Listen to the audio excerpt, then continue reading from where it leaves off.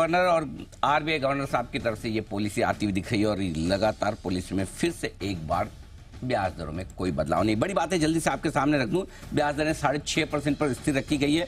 MPC monetary policy committee के 6 में से 4 मेंबर्स ने कहा है ब्याज दरें न बदली जाए, यानी कि 2 बदलने के पक्ष में रहे। 6 में से 4 मेंबर का यह भी कहना है कि अकोमोडेटिव रुख वापसी कर लेनी चाहिए। अब धीमे धीमे अकोमोडेटिव रुख से हमें हट जाना चाहिए। खाने पीने की महंगाई दर अभी भी ऊंची बनी हुई है और इसके टारगेट्स में किसी तरह का कोई बदलाव गवर्नर साहब ने नहीं किया। ग्रोथ को सपोर्ट करते हुए 4% महंगाई लाने का टारगेट अभी भी गवर्नर साहब का है। वित्त वर्ष 2025 के लिए, यानी कि इसी वित्त वर्ष के लिए महंगाई के बाद महंगाई को सेम रखा है, लेकिन ग्रोथ का अनुमान 20 बेसिस पॉइंट से घटाया है, 7% बढ़ाया है, 7 से बढ़ाकर 7.2% किया है।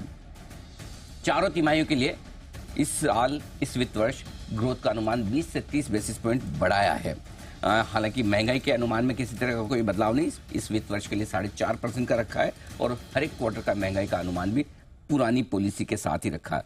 एक और बड़ी बात जो गवर्नर साहब ने कही, छोटी रकम के लोन पर ब्याज दरें उनके लिहाज से बहुत ज्यादा है, जिसे कम करने की जरूरत है। जो ज्यादा नेट इंटरेस्ट मार्जिन वाली और ज्यादा ब्याज चार्ज करने वाली एनबीएफसीज और स्मॉल फाइनेंस बैंक पर रखी नजर उनके लिए है खराब खबर। और उन्होंने ये भी कहा कि बैंक्स एनबीएफसी ग्राहकों के हित में काम करें और इसके लिए आरबीआई जरूरी कदम उठाता दिखेगा। लेकिन एक बात जिसके साथ शुरुआत करना चाहता हूं दीप, पहले मैं सुनाऊंगा गवर्नर साहब ने क्या कहा और उसका क्या मतलब है। 2 चीजें ऐसी आज दिख रही, इनफैक्ट 3 चीजें जो आगे के लिए डायरेक्शन देती दिख रही। लग रहा होगा आपको एक न्यूट्रल पॉलिसी है, लेकिन ये पॉलिसी न्यूट्रल नहीं, कुछ बड़े संकेत देने की कोशिश कर रही है। क्या वो संकेत हम सही समझ रहे हैं, सही पढ़ रहे हैं? पहले सुनिए गवर्नर साहब ने आज अमेरिका की फेड के पॉलिसी डिसीजंस को फॉलो करने के बारे में क्या कुछ कहा है।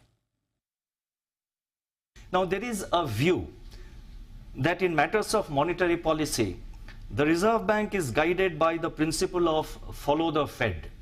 I would like to unambiguously state that while we do keep a watch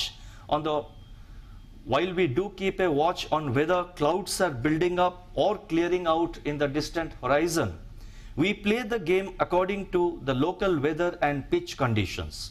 In other words, while we do consider the impact of monetary policy in advanced economies on Indian markets, our actions are primarily dependent and primarily determined by the domestic growth inflation conditions and the outlook.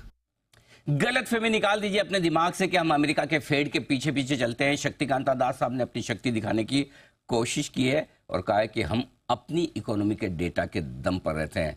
संकेत क्या है? संकेत बेहद साफ है और वो ये कि भले ही फेड ब्याज दरें घटाए ना घटाए, अगर हमें लगेगा घटानी है तो हम जरूर घटाएंगे। पहला संकेत।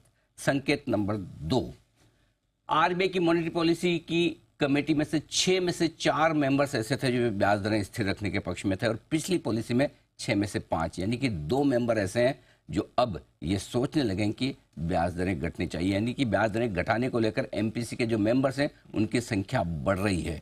पॉइंट नंबर 3, इस साल की जीडीपी ग्रोथ हमारी आई है 8.2%, 8.2%।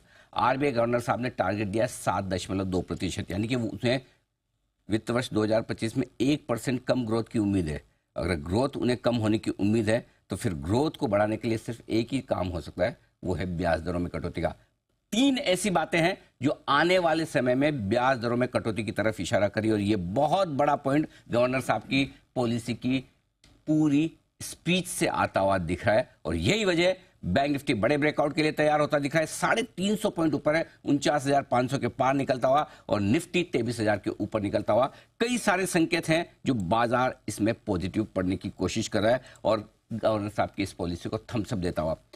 हमारे साथ हमारे सारे मेहमान हैं।